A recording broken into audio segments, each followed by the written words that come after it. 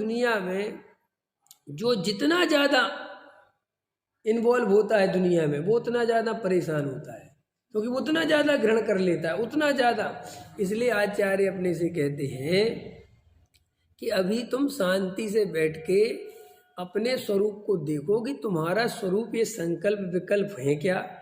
ये जो संकल्प विकल्प आ रहे हैं, ये तुम्हारी पूंजी, ये तुम्हारी संपत्ति है क्या? देखो, आपको जो भी, देखो आपके पास मकान है, आपके पास दुकान है, आपके पास पत्नी है, आपके पास बच्चे हैं, ठीक है। आप इनको गहराई से, ना तो इनसे भागो ना कुछ करो, इनमें रह के ही जागो। जागो माने देखो, देखो शांति से कि मेरा जीवन कहाँ से चला, मैं माँ के गर्भ में आया। जिनको मरने का डर लगता है उनके लिए ये बात बोलता हूँ। तुम्हें अगर मरने का भय लगता है तो ऐसा सोचा करो, या इस पर्याय संबंधी बहुत तन्मयता चलती है तो ऐसा सोचा करो, क्या इस पर्याय में ही मैं था? और ये पर्याय नहीं रहेगी तो क्या मैं नहीं रहूँगा? और ये पर्याय जब नहीं थी तब मैं था कि नहीं?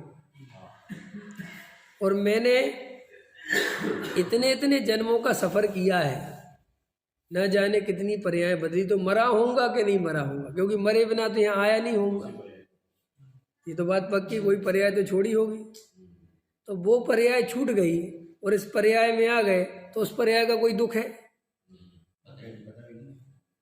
तो प्रकृति ने तुम्हें इतना अच्छा सिस्टम दे रखा है।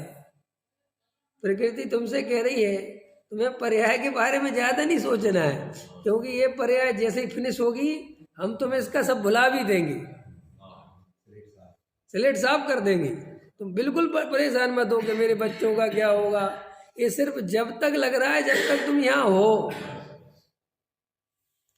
समझ में? ये छूटते ही खत्म बात, बिल्कुल फिनिश। जैसे पिछली पर्याय का अंश भी याद नहीं है। और दूसरी बात, मरने से क्या डरना, क्योंकि मैं मरा नहीं। पूछो क्यों? अगर मैं मर गया होता तो मैं यहाँ कैसे होता? और यहाँ तक हूँ मतलब मैं कहीं से तो आया हूँ, ख्याल में? क्योंकि ऐसी कोई जगत में सामग्री नहीं दिखती जो अचानक आ जाए, नहीं थी पहले। क्योंकि एक पुद्गल परमाणु भी, चलो जीव तो छोड़ो, तुम एक पुद्गल परमाणु भी तुम पैदा करके दिखाओ प्रकृति में जो नहीं हो और हो जाए।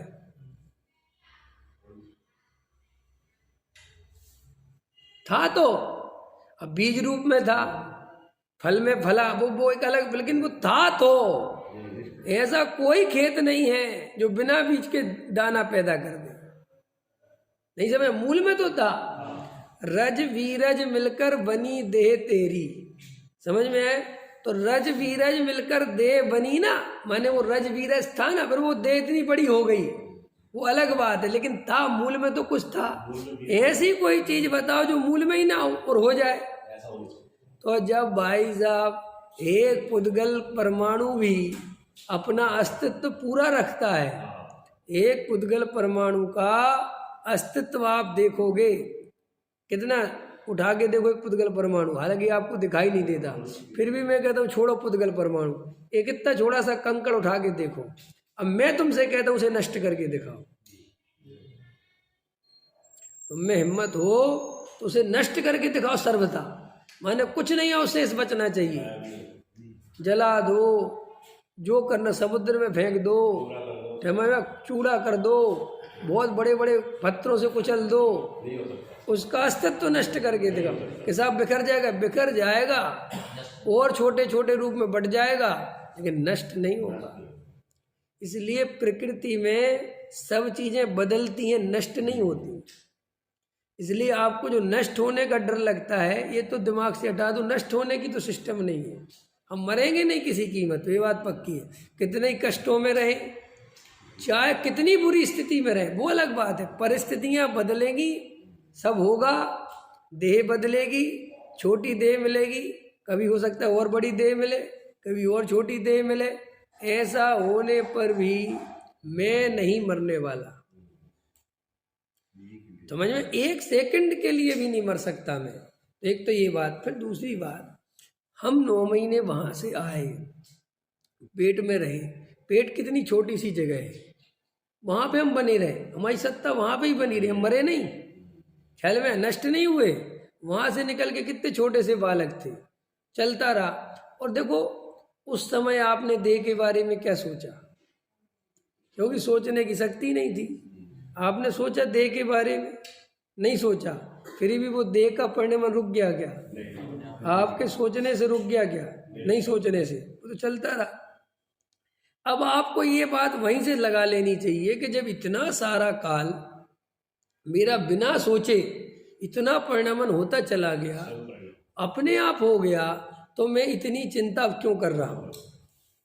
तो आपको ये 2-3 बातें अच्छे से समझ लेनी है कि आपको एक तो अगर देह की चिंता सताती हो तो वो पूरी तरह झूठ है, क्योंकि देह आपके अनुसार कभी परिणमन नहीं करेगी, पक्की बात है। क्यों नहीं करेगी? क्योंकि कोई किसी के अनुसार परिणमन करे ऐसा वस्तु का स्वरूप नहीं है। अरे वस्तु का स्वरूप है ही नहीं। आज तक हम जो भी जैसे हैं, हम वैसे नहीं है जैसे हमने सोचा था। सही बात तो है कि हमने कुछ सोचा ही नहीं था और वो होता ही चला गया। आप 5 फुट 4 इंच के हो, 10 इंच के हो, 6 इंच के हो, ये आपके सोचने से नहीं हुआ है। आप काले हो, गोरे हो, आप दिल्ली में आके रहने लगे, जी आपके सोचने से नहीं हो। आप इंजीनियर बने, ये आपको लगता है कि नहीं? अरे कुछ नहीं। कितने लोग इंजीनियर बनना चाहते थे, नहीं बन पाए, आप ही क्यों बने? कितने लोग डॉक्टर बनना चाहते थे, नहीं बने, अरे तो भाई जिसकी योग्यता थी बन गया। तो अपने को अंतरंग में ये सब प्रैक्टिकल प्रयोग करने हैं बैठ के। ये सब मेरे जो भाव है, मैंने आपको शरीर की कहानी सुना दी। शरीर बिल्कुल परद्रव्य है, बिल्कुल परद्रव्य, इसमें कोई सोचने की जरूरत नहीं। अब अंतरंग में जो भाव है, अंतरंग में जो परिणाम है, वे परिणाम आप गहराई में जाके देखोगे तो आपके सारे परिणाम इस पर्याय संबंधी ही है। कितने संबंधी है? आपके इस पर्याय के बाहर नहीं है कोई परिणाम। हो तो बताओ, एक परिणाम बताओ जो इस बाहर पर्याय से भिन्न आता हो। आपके जितने भी परिणाम चल रहे हैं, जो भी आत्रोध ध्यान आप कहते हो, वे सब इस पर्याय संबंधी चल रहे हैं और वे अंदर से नहीं आ रहे हैं, वे सब बाहर का कलेक्शन है। किसी को मोक्ष की चिंता सताने लगी, अंदर का कलेक्शन है कि बाहर का? बाहर का, क्योंकि आप ऐसी सभा में गए कि वहाँ मोक्ष मोक्ष मोक्ष मोक्ष मोक्ष मोक्ष करो, मर जाओगे 4 गति, तो आपको मोक्ष की चिंता तो वो आपकी चिंता जैन मन नहीं, वो आपको दे दी गई है। समझ में आया कि नहीं आया? वो आपकी बेसिक प्रॉब्लम नहीं है। आपको पैसे की चिंता सता रही, वो भी आपको दे दी गई है। अरे भैया पैसा नहीं होगा तो कुछ नहीं होगा। चाहे धन की चिंता करो और चाहे धर्म की चिंता करो, वो दोनों ही बाहर से आती है। अंतर समझ में आ रहा है कि नहीं आ रहा? थोड़ा कठिन हो रहा होगा आपको। मंदिर में आप जो आ रहे हो, आप मंदिर में जो पूजा पाठ कर रहे हो, आप देखोगे ये आपके अंतरंग से उठी हुई चीज नहीं है, ये भी एक संस्कारों का ही कलेक्शन है। और वो संस्कार मैंने आपको बताया कि रोज रोज करने से इतना मजबूत हो जाता है कि फिर उसमें आपको भेद ज्ञान नहीं चल पाता कि ये मेरा है कि बाहर से आया। क्या कहा मैंने? आपको रोज कोई चीज करने से इतनी हैबिट पड़ जाती है, आदत ही संसार है। क्या परिभाषा संसार की? आदतों का समूह ही संसार है, संस्कारों का समूह ही संसार है। आदत का नाम व्यसन भी है। व्यसन का मतलब क्या होता है? बुरी आदत, बुरा कार्य नहीं, रिपीटेशन करना, ये भी नहीं है। मैं तीसरी परिभाषा बताता हूँ। व्यसन मतलब बेहोशी में जीना। व्यसन माने बेहोशी में जीना। ऐसी आदतें पड़ गई हैं, तुम करे जा रहे हो, करे जा रहे हो, बिना विचारे करे जा रहे हो, और वो करने नहीं मिले तो चैन नहीं पड़ती। ख्याल में है ना? किसी को कोई आदत लग गई, किसी को कोई आदत, तो आप क्या करते हो? इन आदतों में भेद कर लेते हो। आपने आदतों में 2 रूल्स बना ली, अच्छी आदतें और बुरी आदतें, जबकि आदत ही बुरी है। अच्छी और बुरी का भेद करना ही नहीं। ये बिल्कुल वैसे ही है जैसे पुण्य और पाप दोनों ही कर्म है। आचार्यों ने जब अपने को पुण्य पाप समझाया तो उनके समझाने का स्टाइल ये था, उन्होंने कहा सबसे पहले ये कर्म है। क्या कहा? सबसे पहले ये क्या चीज है? कर्म और आश्रव है, इस ऐसे समझाया। फिर क्या साहब? आश्रव है, कर्म है, तो ये पुण्य पाप। बोले बात उठाने जैसी ही नहीं है, क्योंकि मैं मूल में भेद किसके है? आश्रव के। मूल में भेद किसके है? कर्म के। तो भैया जो मूल में ही कर्म का है वो धर्म का कैसे हो सकता है?